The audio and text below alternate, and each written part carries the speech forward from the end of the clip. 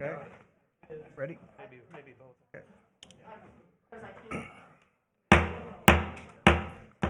Good evening, everybody. Welcome to the St. Lucie County Board of County Commissioners regular meeting. Today is Tuesday, December 1st at 6 p.m. Please join us in the invocation and the Pledge of Allegiance. I invite you to join with me if you're willing. Gracious Father, we begin this evening in this season of gratitude by giving thanks for the blessings that have come to St. Lucie County. As hurricane season has come to an end, we are grateful for not having a storm hit our coast. As we watch the pandemic numbers, we're grateful that our hospitals, our medical staff, our first responders, and all essential workers have been able to continue providing critical services so that we can go about our daily lives safely. We have been witness to great acts of charity and kindness during this difficult year, people coming together from all walks of life to help neighbors or complete strangers. And we're so grateful to see and be a part of this blessing of love and concern in our community. Now, Father, we ask for your blessings on this meeting, for insight and understanding into the complex issues under consideration. May our words and our actions represent the very best that is in each of us, and may our tomorrow through these actions be even brighter than today. Amen. Amen. I pledge allegiance to the flag of the United States of America, to the republic for which it stands, one nation, under God, indivisible, with liberty and justice for all. Once again, welcome.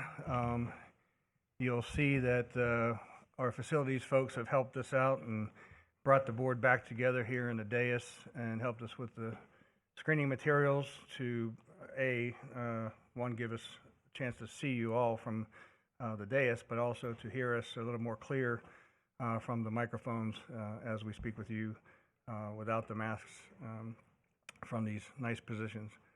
So the first item of business will be, let's see, public comment. Anyone wishing to address the board on any item that's not a public hearing, feel free to come forward.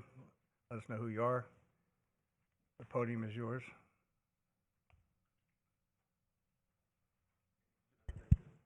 Yeah, as you get to the, just don't touch everything because and we have to clean it then. My name's Thor Wellhaven. I live at 4101 South Indian River Drive. My comment tonight is about Waste Pro, the garbage service. Mm-hmm. And I've talked to you before about it. Things straighten out for about 2 weeks, and then it goes right back to the same old thing. Lack of service, lack of everything, and especially when you call Waste Pro, all you get is a voicemail. You leave a voicemail, no one ever calls you back. The comment is not about the people on the trucks. The comment is about they just pick up when they want, what they want, how they want. I know their comment is going to be people, but that's not St. Lucie County's problem because they have a contract with you. And as a small business owner, if I have a contract with a customer and I don't fulfill it, there's a problem. And it's the same old thing. And I have customers all over St. Lucie County, so it's not just 4101, it's not just South Indian River Drive, it's countywide that Waste Pro does not fulfill their contract. They either don't pick up when they're supposed to, or last week, household garbage is Tuesday, Friday. Yard waste is Wednesday with small piles and in cans. Saturday is the claw.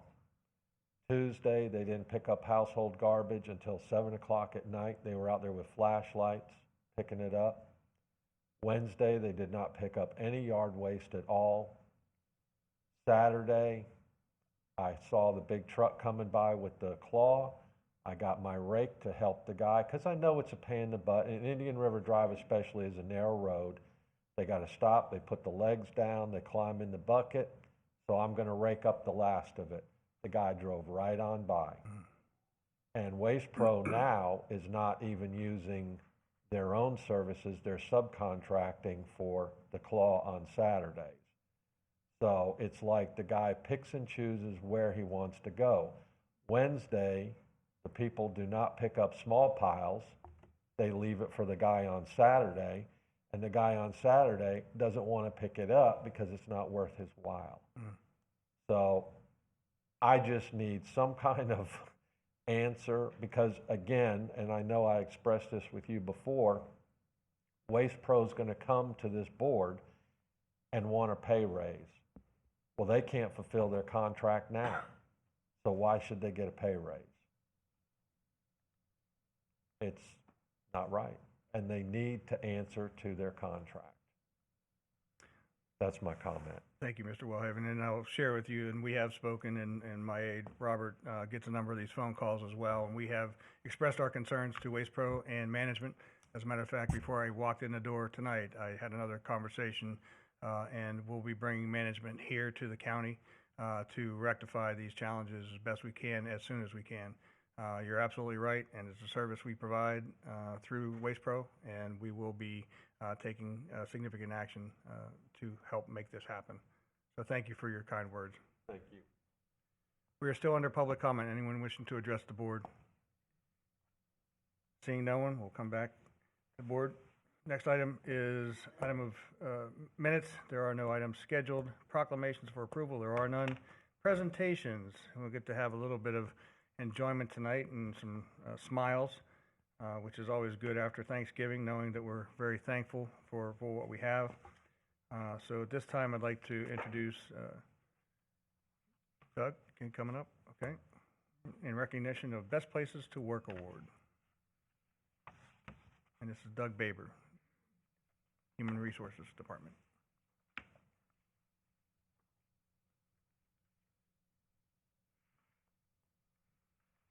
Thank you. Good evening, Chairman Doug. Zadowski, Commissioners, Mr. Tipton, Ms. Barbieri. Thank you very much. Doug Baber, Human Resources and Risk Management Director, for the record.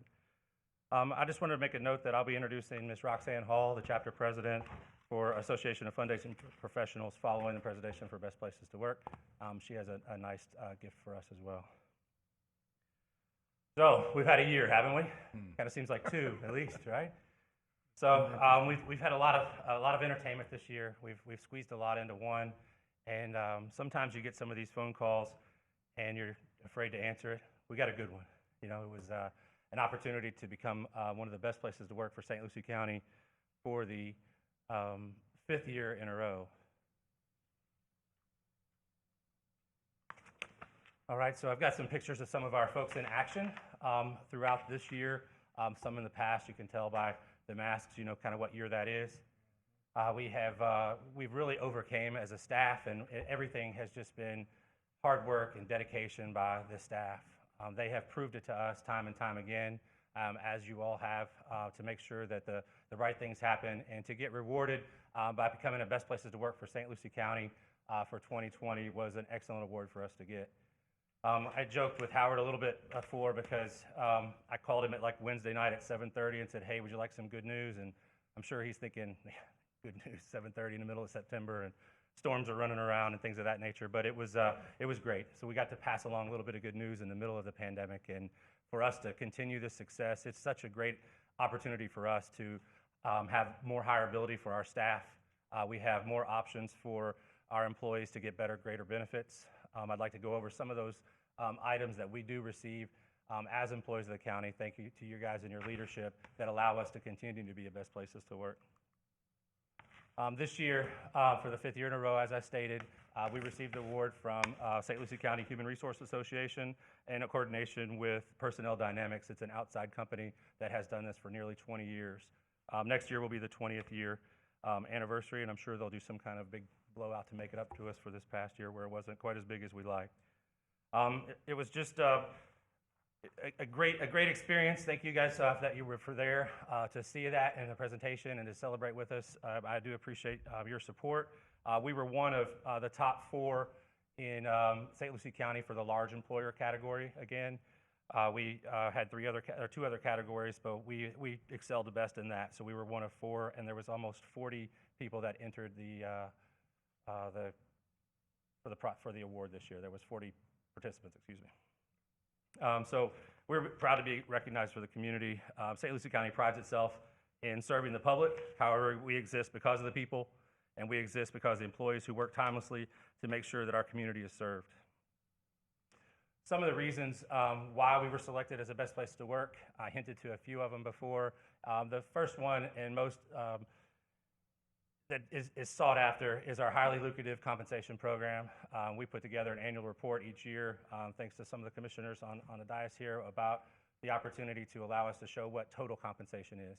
Not just how much you take home, but your benefits that you get with your insurance and your time off and everything that we allow for St. Lucie County that allows us to be a best places to work and continue that, and I thank you very much for that. We have 2 employee health clinics. We brag about our robust wellness program that allows us to continue to reduce our costs in our insurance year after year. We have a tuition assistance program that allows our employees to better themselves both for the undergraduate as well as the master's level. Each year they're eligible for a different dollar amount, and that does continue to advance our workforce. We have an online learning management software system that we implemented just prior to COVID, which allowed us to continue training. Training is a big proponent in winning a Best Places to Work award. You need to track the hours that you train your staff to show professional development, to show that you're trying to make your things better in everything that you do, and this program allows us to do that remotely. So we have rolled that out. As you know, we have our Ignite Leadership Program as well as our Spark Mentorship Program that allows us to bring up our professionals through the organization and allows us to promote from within, which is what we enjoy. Here's a few pictures of some of our staff in action over the past couple of years. There's a job fair that we did when we're trying to get folks back to work this year during COVID. There's some other opportunities for some construction projects with our clinic, checking of temperatures. We've had implemented screeners throughout the county, and we continue to keep those employees. So those are folks that come in as part-time have actually been moving into full-time jobs, which really helps us continue to grow. So we are very proud to be a Best Places to Work. And I'd be glad to take any questions that you might have related to this award, but I just wanted to make sure that we appreciate that. We have a new banner going up over there that you can see. We decided to put since 2016, so that way we can just continue to grow, and we got no choice but to continue to grow. Great. Any questions of Mr. Baber? Oh, hearing none. Okay, roll right into your next one. If you don't mind, if we could call some staff up front, I'd like to do a picture. Maybe if we could do that for our website. Maybe Actually, if we could get good a group idea. photo for anybody that's in the crowd. And for the directors, if you'll please come forward and we'll take a nice big picture for Best Places to Work. Don't be shy. We don't bite. Wear your Well, mask. maybe we do. Just wear your mask, and we're going to be separated up here, and we'll be behind you, okay? We're just going to stand behind.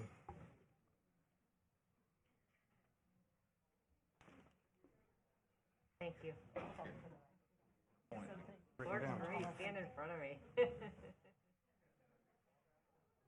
No, I don't. Okay, we just emptied the chambers. We just emptied the chamber. All staff. Yeah, put some tall people in the back.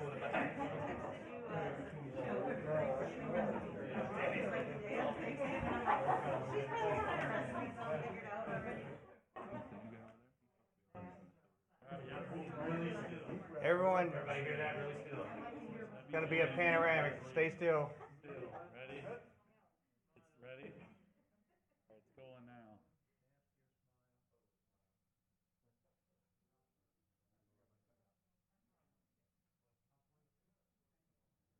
All right, we'll do one more because Doug blinked. Ready? One more. Don't move.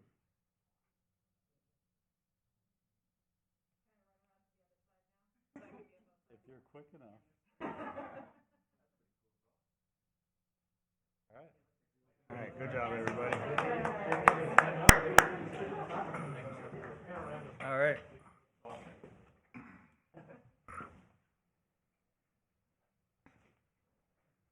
So Doug's full of good news tonight, so Yes, sir. So next I'd like to bring up Roxanne Hall. She's got a double duty on tonight. She's not only with United Way, but she's the chapter president for AFP, and they have a presentation for us as well.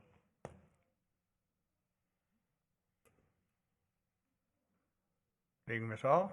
Good evening. Thank you for being here. Thank you for having me. Mr. Tipton, commissioners. My name is Roxanne Hall, and I'm the Director of Campaign for United Way St. Lucie County, and I'm also serving my second term for the Association of Fundraising Professionals as their chapter president, and many more years as a member. If you're unfamiliar with AFP, we're a professional association representing over 50 nonprofits on the Treasure Coast.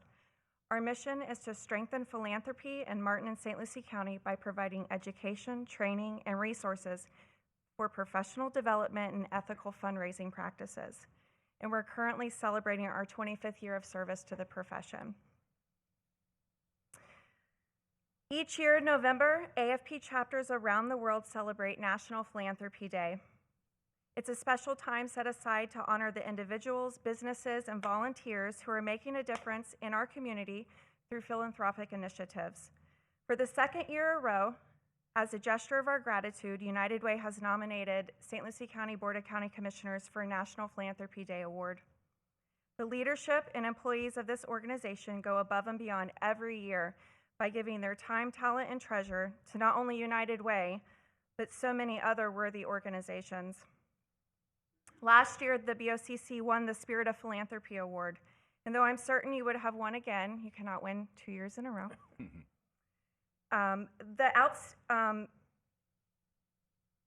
So we nominated you for the Outstanding Group in Philanthropy Award. And that award is presented to a foundation or group that demonstrates an outstanding commitment of generosity through direct financial and/or volunteer support and encourages others to take philanthropic leadership roles in our community. There were 7 nominees for the category this year, including the Indian River State College employees, community builders, and other remarkable organizations, but an independent AFP judging committee from the west coast of Florida found BOCC to be the most outstanding of them all. So it is with great pleasure I present to you the Outstanding Group Supporting Philanthropy Award. Wow, great. You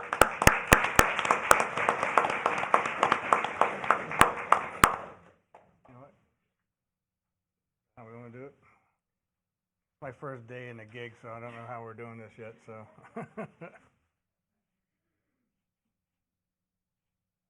All right. Thank you. Good to see you. Thank you, Roxanne. Although I get to accept it on behalf of the board, this is really for the employees of St. Lucie County, above and beyond. Amazing. No, I'm not crying. I just do that to get you interested in paying attention to what I'm saying here. So, no, really, it is all about the employees and the time that they give on and off the job, mostly off the job, and the fundraising that they do is incredible. So, thank you to each and every employee and their families who come out and help. The next item is going to be something we do each year that usually does make me cry, and it's the 4-H Remembrance, Christmas Remembrance. And we do have an alumni up here, Commissioner Hutchinson. I'm not going to say it out loud. Thank you. She's actually a newbie. She just started with the 4-H. So with that, we do have a video in order to maintain our social distancing, because if you've been here before, you know that there are 300 to 400 children and families that come to present each year. So without further ado, we have a video for you to enjoy. And hold on. Well, do you want to come up first? Okay, sorry. I told you it's my first day, so I'm you know. That's okay. We're right now running a 4-H meeting. Getting ready to start it as I'm coming up here. So thank you for having us. I would like to take the time to thank each and every one of you tonight for your continual support to the St. Lucie County 4-H Youth Development Program. Without your support, we would not have a 4-H program which is constantly growing even through a pandemic.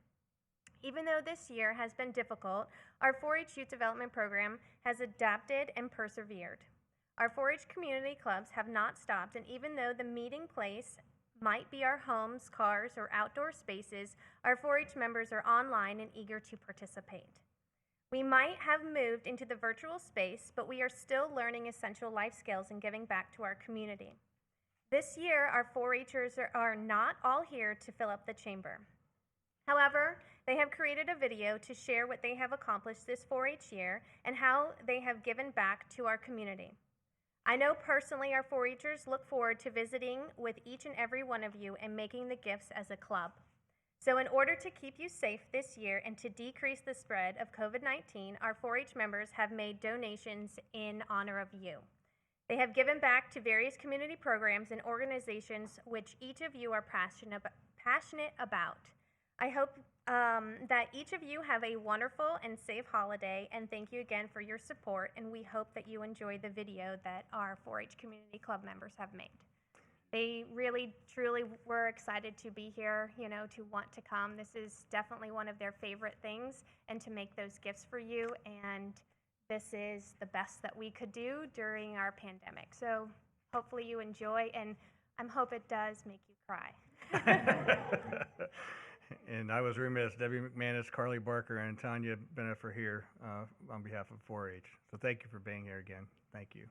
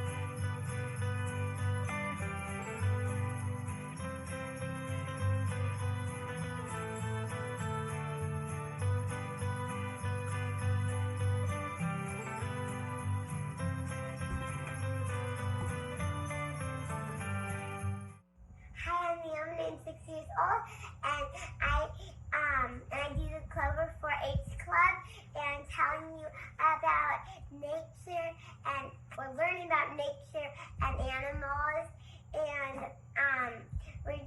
hopefully the crown and bias will be done soon, so we can meet again in the building and do the activities there.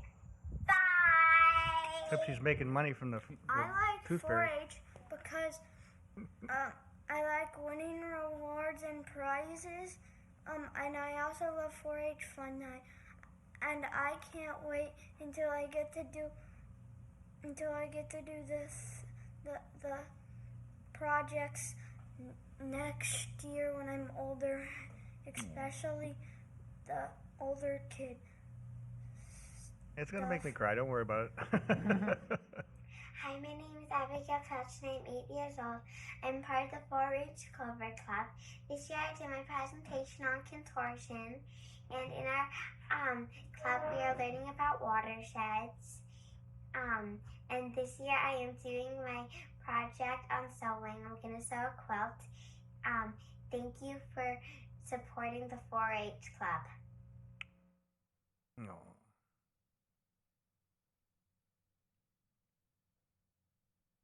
Good job, Commissioner Hutchinson.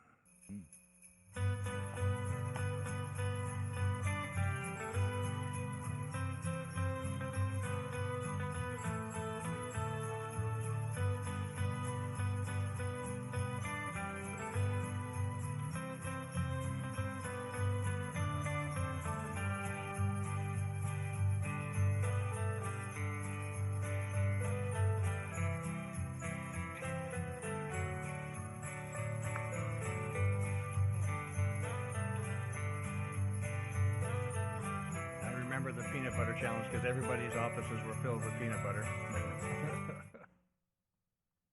Hello, I am Madison Adkins of the Goofy Grapefruit 4-H Club. The Goofy Grapefruit 4-H Club was organized in 2013, and we currently have 5 members ranging in age from 8 to 15. Our club activities focus on science education and leadership, as well as community service. We are a general interest 4-H club with projects including photography, visual arts, marine ecology, and horticulture. Our club members have presented their work at both county and state levels. This year, we are participating in A Day in the Life of the Indian River Lagoon project as our club's major community outreach and service activity.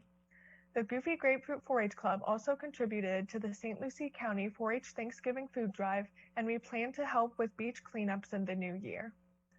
On behalf of the Goofy Grapefruit 4-H Club, many Buffering. thanks for the program. In keeping with our science and horticulture interests, we have made a donation on your behalf to the Heathcote Botanical Gardens. We wish you and your family a very happy holiday season. Thank you. Wow, thank you.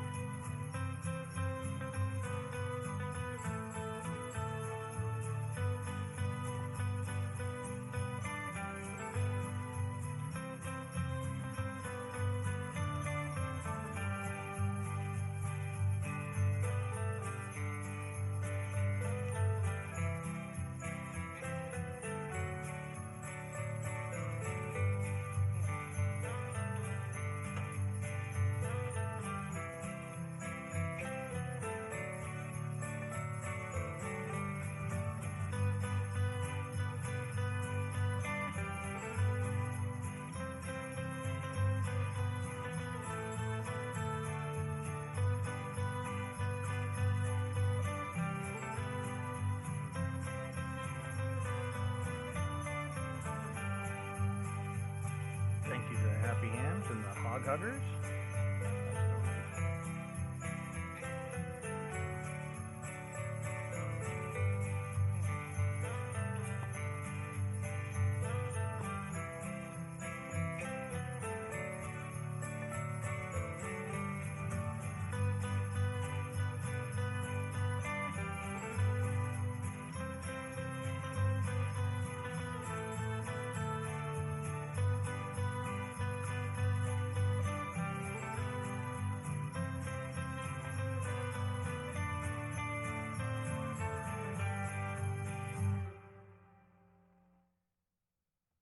Thank you to Jitters and Critters. That was an incredible donation for the Big Heart Brigade because we had more needs this year than we could fulfill. So that was very generous. Thank you.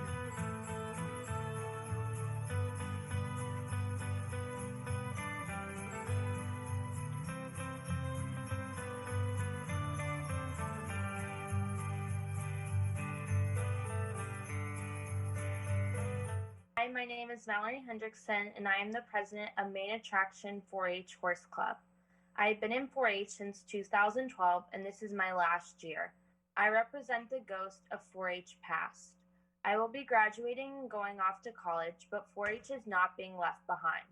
I will always have with me the things I acquired, such as charity, record keeping, public speaking, good sportsmanship, and most importantly, friendships and memories. From A Christmas Carol by Charles Dickens, every traveler has a home of his own, and he learns to appreciate it the more from his wandering. We are Main Attraction. We represent the ghost of 4-H present. This has been a challenging and unique year, but instead of wishing we could be doing this and everything else in person, we have tried to make the best of what we have. We realize how fortunate we are, and our club has bought gifts for less fortunate children in St. Lucie County in your honor. In the words of Scrooge himself, reflect upon your present blessings, of which every man has many, not on your past misfortunes, of which all men have some. My name is Sofia Rodriguez, and I am the secretary and treasurer of our club, and this is my first year in 4-H. I represent the future of 4-H, and 6 of our 9 members are new and have not gotten to participate in any 4-H activities, face-to-face 4-H activities. It is ghostly to imagine that 2 of our 3 longtime members, Mallory and Emily, will be graduating this year, leaving me as one of the experienced members when I have only done 4-H virtually. I'm looking forward to whatever my 4-H future holds. As Tiny Tim would say, God bless us, everyone. Thank you, Main Attractions, and it's a great attitude. My name is Julia Haney. And my name is Jasmine Kenzer, and we are from the Midnight Riders 4-H Club. This year, our club has participated in many community service activities. We've done the Thanksgiving food drive, pet supply drive, and peanut butter drive. Our club decided to donate $100 to the St. Lucie County ARC Foundation. We would like to thank you for your continuous support and dedication to our youth and 4-H club communities. We hope you all have a great evening and stay safe. Thank you. Thank you, Midnight Riders.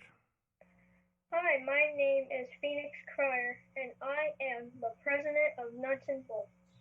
We are a STEM 4-H group that focuses on STEM challenges. This year, we are excited to be racing Pinewood Derby cars at the fair. We have done community service individually.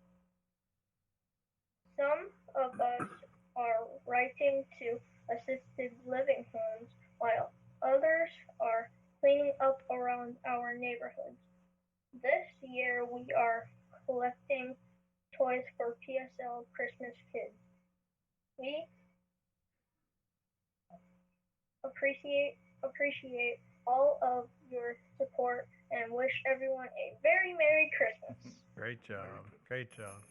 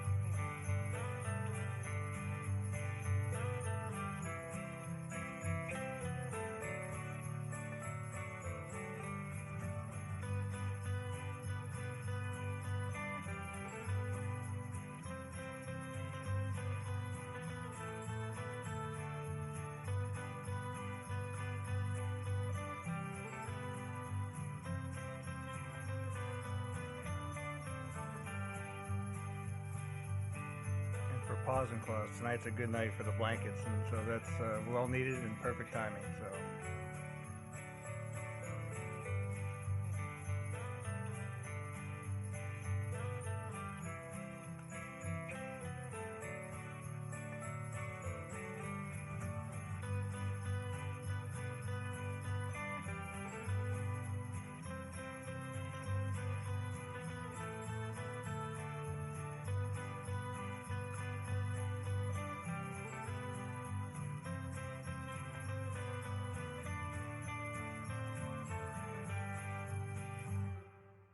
And thank you to the Porkers.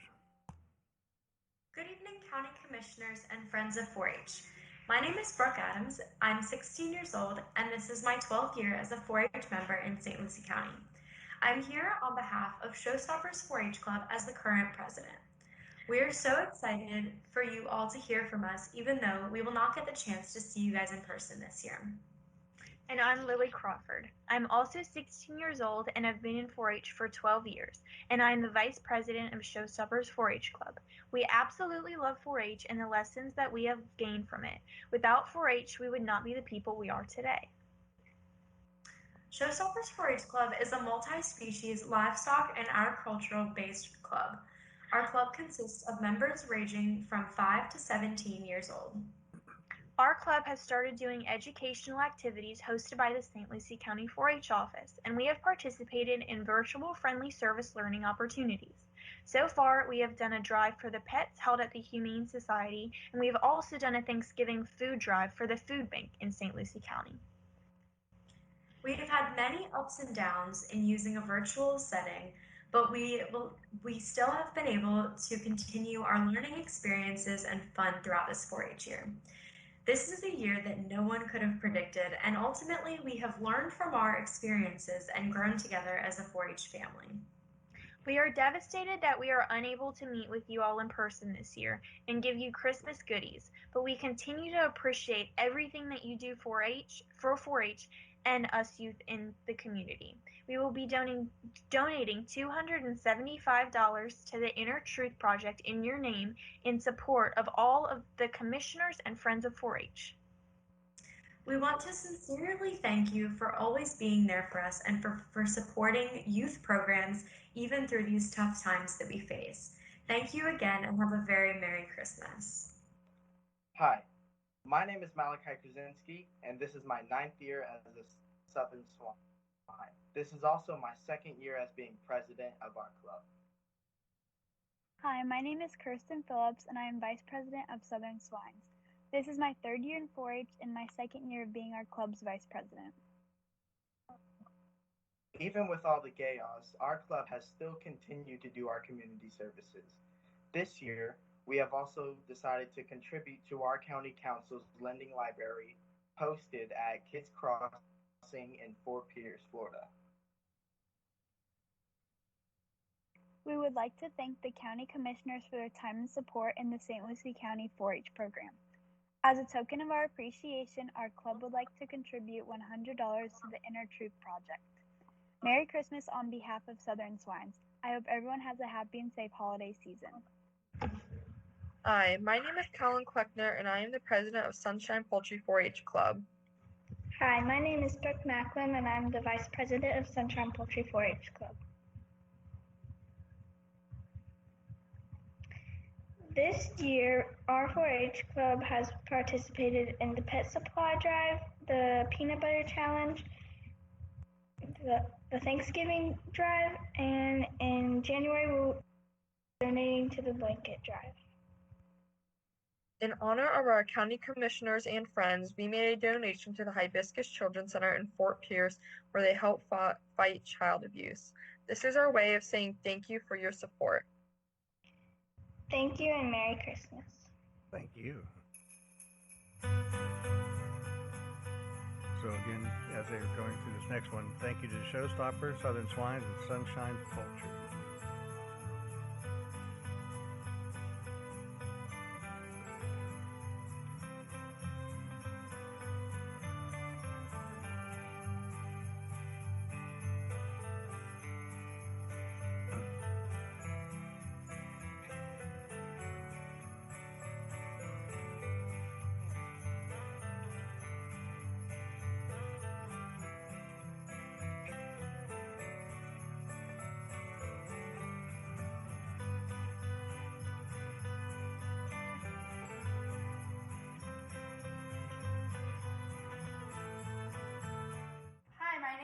Seal, President of Treasure Coast Swine. My name is Berkeley Barnes, Vice President of Treasure Coast Swine.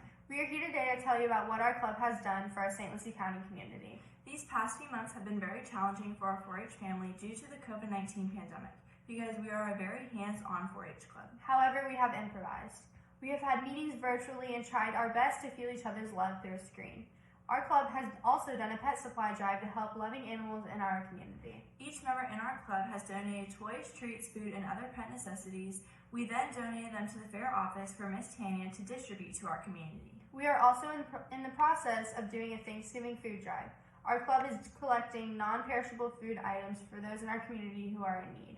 We have also made multiple donations to nonprofit organizations, including $150 to the Big Heart Brigade. This year has been very difficult due to the COVID-19 pandemic. We have not been able to gather as a club since the fair in February. However, we would like to thank all of our commissioners for being there and guiding our community.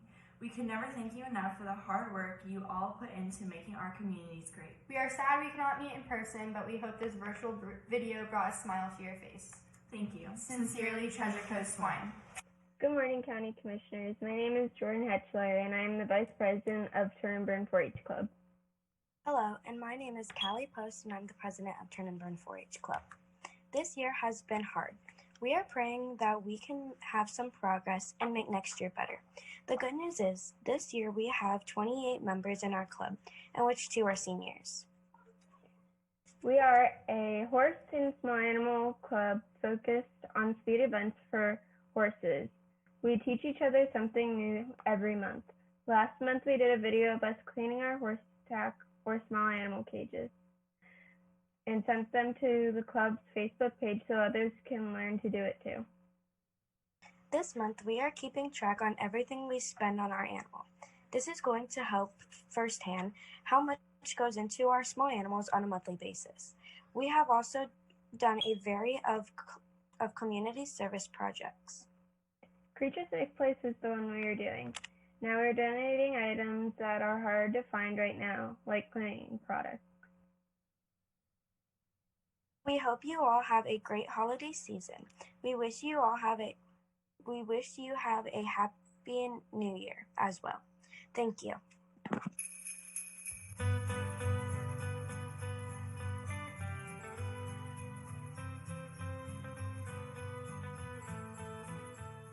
This is always so fantastic. Again, Turn and Burn, thank you. Creature Safe Space appreciates everything that they've done because they need all the help they can get. And the Trails and Tales first responders do appreciate the kids coming to the different precincts and the firehouses. And of course, this is a year, you heard it a couple times stated in here, improvise, adjust, and overcome. And that's a mission oftentimes in the military, but hearing it from 4-Hers is awesome. So any comments from the commissioners? I'd just like to say that we put up our Christmas tree last night, and some of the ornaments that we got last year means a lot to me and to my family. So I want, on behalf of my family and on the board, thank you, ladies, and everyone that's involved, because you're shining examples of what a good community is. So again, thank you. We have to hear from the alumni. No, well, I'm not letting this moment pass. I mean, it just feels so odd not to have them in here. Absolutely. I'm telling you. Yeah. So I think I miss it as much as these kids do. But I'm going to give kudos to them, the fact that they even thought to even put something like this together. And I know there was a lot of leadership that came into play, but the creativity behind it, along with thinking outside of the box. And I'll always be the first to say, give it to a kid and they'll figure it out faster than an adult does many times. But to know that they have to do so much online now with school and stuff, and then to come and do this and their meetings online and stuff, I couldn't be prouder. So, Absolutely. Although I do miss the cookies. Yeah, the brownie mixes were probably my favorites, but the rubs were always my favorite. Did you have anything? I just want to say thank you to all of you. What you do with these kids is just amazing. Yeah, I think we all miss having them here, but I want to send kudos out to them for thinking outside of the box and talking about helping other organizations. So what a great thing that you have done. Obvious, they are learning, and you're setting the examples for them. So thank you for all you do, and thank you to them. And on behalf of Commissioner Townsend, too, she is at a conference for legislative actions for the state, and I know she would want to express her gratitude. She loves the 4-Hers as much as all of us. So, and on behalf of myself, I didn't cry as much. Thank goodness. It's not over yet. It's not over yet. Commissioner, I'm sorry, Mr. Chairman. I got to learn to say Mr. Chairman. Chris is good. Can I just add something? Please. These kids did such a great job, and just a little bit of short history. 2 years ago, I think we all recall that the 4-H clubs across the state were cut out of the state's budget, their funding at least. And I know last year I had the honor of taking some of the representatives up to Tallahassee, and we were able to get some funding back. Not just us three, but there was a whole bunch of people that were working on it. But a video like this, I'm going to challenge you all, would be perfect to be able to drop off in a lot of our state representatives' offices. Well, To that's a show the great importance. It might not have to be the whole thing, and you're going to have to tweak it and add other things of importance, but this is a lot better where they can see and hear versus a paper handout like we had last year. So I challenge you to try to put something together. You've got some smart kids there, and they're ready to do this kind of stuff. But for when we start doing Tallahassee at the first of the year. Because it won't be long before they replace us here and those up there. Because we've seen the leaders come out of this group on a regular basis. So, again, let's just give them a big round of applause for the 4-H.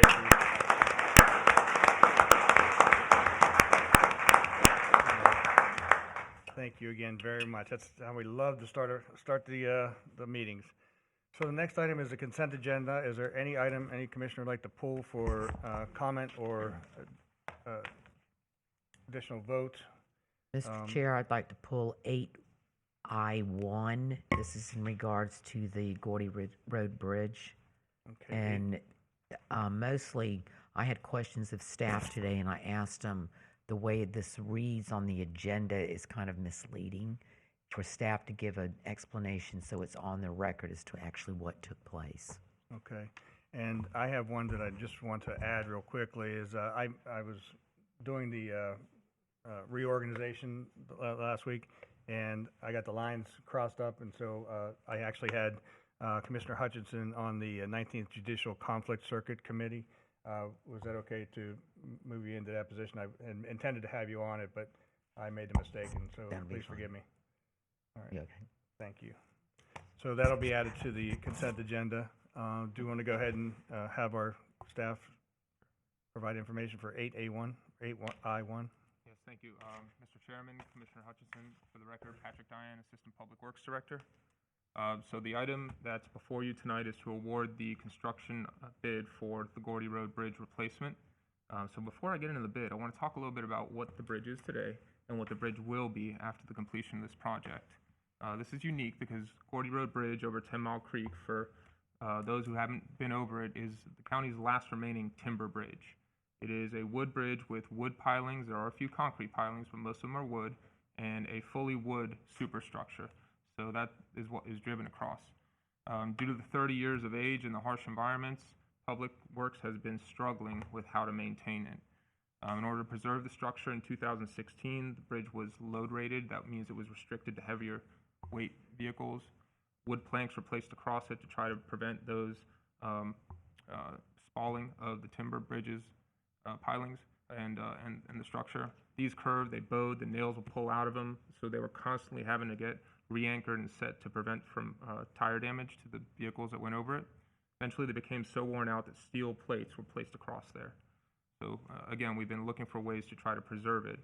In 2017, Hurricane Irma overtopped the structure, which placed it into what's called the structurally deficient category in the DOT inspection, which led us to require the full replacement of the bridge. So the new bridge will be made from steel reinforced concrete. It's going to be designed for a 100-year service life. It'll be built to withstand 170-mile-an-hour winds. In order to avoid the overtopping and to create a more resilient structure, it's going to be 2 feet higher than the existing bridge is today. Pedestrian walkway will be placed adjacent to the travel lane, and the bridge will be expandable in the future should Gordy Road ever be expanded to 2 lanes. That way, it's able to be expanded in the future and connect to the south should Gordy Road connect to Midway Road. So when staff contemplated the budget costs for the replacement of Gordy Road Bridge, an estimate of $1.25 million was used for construction, which was thought to be reasonable for a short span bridge such as this. What could not be known at the time was the underlying muck in 10 Mile Creek. This muck, unlike sand, has very little structural value, and what that did was require much larger pilings, about twice the size of what would normally be required, and about 30% longer pilings. So because of these larger and longer pilings, that increased the cost for construction and also increased the time frame for construction as well. 8 bids were received for the project, and the variance between these bids was very tight, so there was good competition, which tells us that the plans were well understood. The base bid was 14% over the engineer's estimate, which is not perfect, but it's definitely acceptable for construction estimation. The original budget for the project was only for construction award. What's before you tonight includes contingency. It includes construction engineering and inspection and geotechnical services, both of which are increased due to the longer time frame of construction. I want to point out that these professional services are individually contracted. They are not part of the contractor's bid, and they are set up on an hourly not to exceed basis. Therefore, the county, if the project is delivered in a shorter time frame, will expend lower than the contract amounts for CEI and geotechnical. So those are the main reasons for the increase over the original project cost. Because of this, staff feels that the construction bid is the realistic cost and reflective of the current market, and recommends award tonight. Thank you. I'm here for any questions. Okay. Any questions, Commissioner Hutchinson? No questions. It's just kind of misleading when you read just the agenda page. So I wanted it clarified on the record. It's very rare that you see an amendment like that. Yeah, I agree. And just for the public's knowledge too, this is also an infrastructure sales tax project. It goes along with what was designated by the citizens, and we're maintaining our position to stay on track with all of those items. So, thank you, Patrick. I have a question, Mr. Chair. Commissioner Mitchell. Yeah, Patrick, thank you. So if I'm understanding this correctly, you're saying because of the muck and sand and the larger pilings and the cost of the contingency for engineering, that price brings it up to 1.784? So the total increase in the project that's requested is 1.17 over and above what the original project bid was. Again, the original project was only, the original project budget, was only for the construction. It didn't include the construction inspection engineering. It didn't include the geotechnical services or the contingency. So all that together is the total project cost. Would be 2.9 then? No, sir. No, sir. 2.4. 2.4. Yes. And the remaining amount that's not programmed currently into the budget will come out of sales tax reserve. So it is purely sales tax dollars that are going to be used for this project. Okay. Thank you. Any other questions? Hearing none.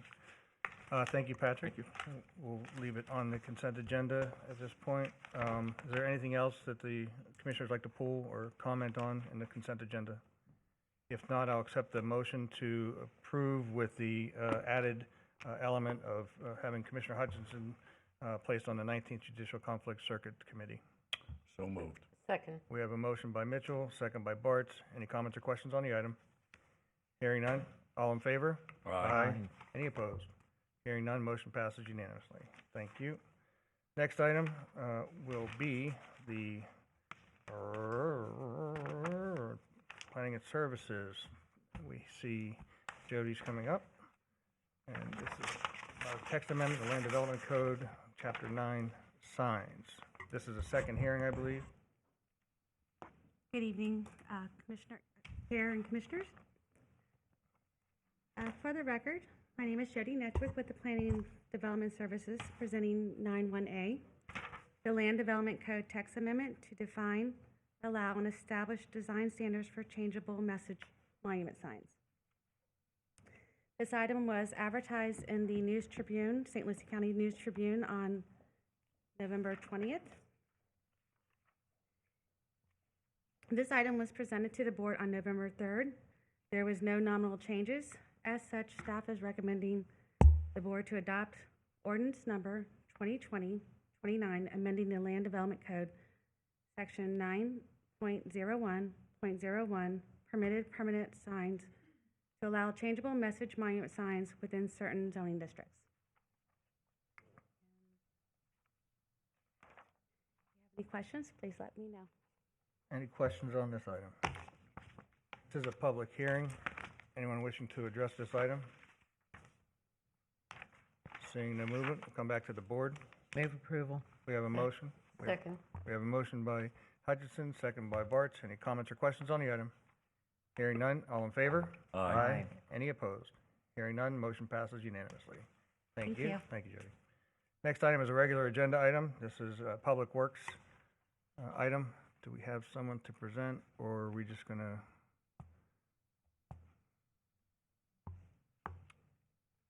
Or did I? Mr. Chairman and Commissioners, we do have Mr. West and Mr. Diane here. This is a resolution asking the board to confirm the recommended interchange for the Turnpike design. And it's consistent with prior conversations that we've had. And we're just looking for a resolution that will help us as we move forward in trying to gain support from the Turnpike enterprise. Right, and I know this has been important to the board and TPO for quite some times, and I know Commissioner Hutchinson, we have this conversation frequently at the TPO. Did you have any comments on this one? Yes, and I'll give kudos to our staff, engineering department, and the consultants involved, because they actually found an alternative, much cheaper, better for the future route, if you will. And that's what this is all about, is to try to approve that one that instead of the one that the Turnpike Authority is actually looking at doing. So I would ask that not only we do the resolution, but Mr. Chair, when you sign it, if you will make sure it gets delivered to FDOT, to the proper engineer, and the Turnpike Authority, most importantly, so that they're aware that not only do they have our staff's interest in this, but also this board's, and I plan on bringing this back up at the TPO tomorrow. Okay. Is that your motion by chance? Yes, it is. Okay. Is there a second? Second. We have a motion by Hutchinson, second by Mitchell. Any comments or questions on the item? Hearing none. All in favor? Aye. Aye. Any opposed? Hearing none. Motion passes unanimously. This comes to the end of our agenda for tonight. How about some announcements, Mr. Tipton, if you'd like? Thank you, Mr. Chairman and Commissioners. Before I tell you about our next meeting, I did want to recognize that this is Glenn Henderson's last meeting with us as the director of our mosquito control department. Glenn is retiring after 11 years with the county. He has worked in grants, he's worked in legislative affairs, but he has spent, I think, the most impactful years here getting the mosquito control department in shape, and he's done a marvelous job. We appreciate his leadership on all of the items that he's been involved with, not the least of which was also the RDR Copus nursing home, and he was a critical component of that. And so he was celebrated earlier today with a department function, but we do want to recognize him and wish him well in this next chapter of his life.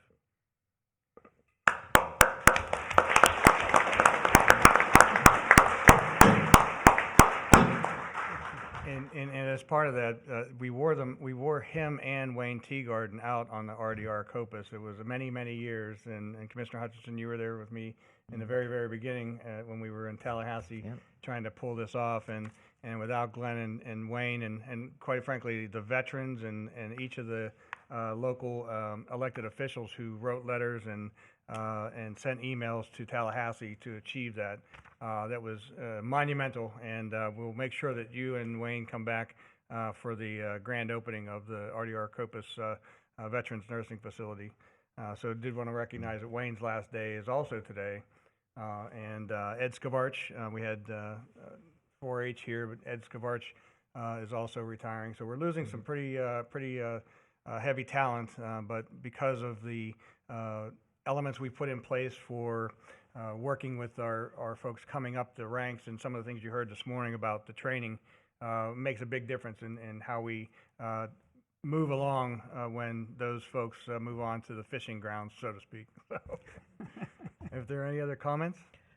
Mr. Chair, I've got a comment. I know, and this is in regards to the meeting, our reorg meeting, and I know that there were a lot of changes, so we didn't get to do the ceremonial moving of the chairs and handling of the gavel and so forth. But I want to publicly, even though she's not here tonight, I don't think waiting it out is going to be sufficient enough. But there was an oversight on this entire board on thanking our former chair, Kathy Townsend, and the hard work and the great job she did at running meetings. Try to follow that action. And so I just want to personally and publicly say that I'm sorry for the oversight that took place on behalf of all of us probably, but also just to acknowledge and also to thank her for an endless year of going through the coronavirus and, you know, all of the things that were involved in. If you've been chairs before, you know there's an endless amount of work, and you're the one that gets the phone calls the most and so forth. So publicly, I would like to thank Kathy for her efforts and her willingness to be chair during that trying time, and she did a great job.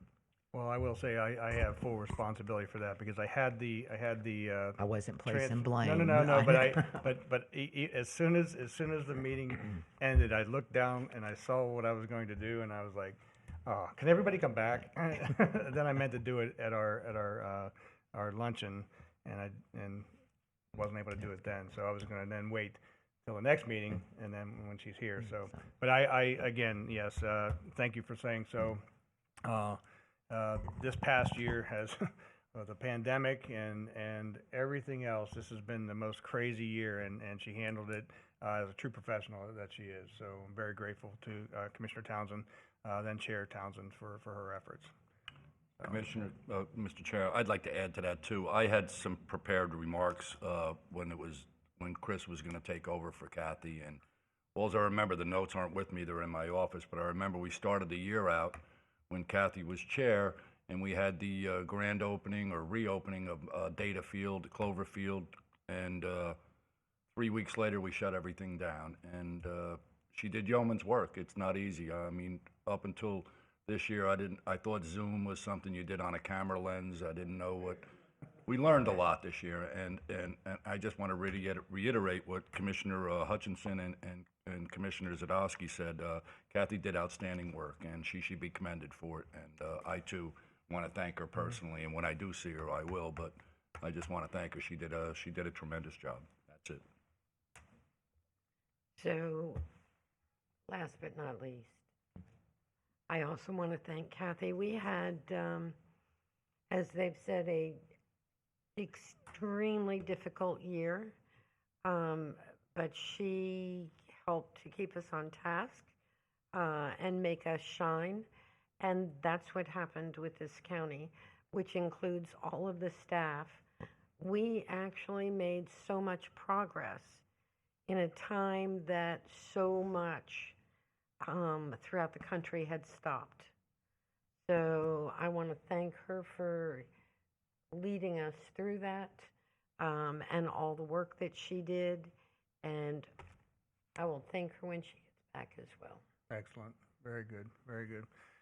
If there's nothing else for the good of the order, is there a motion? Motion to adjourn. Thank you.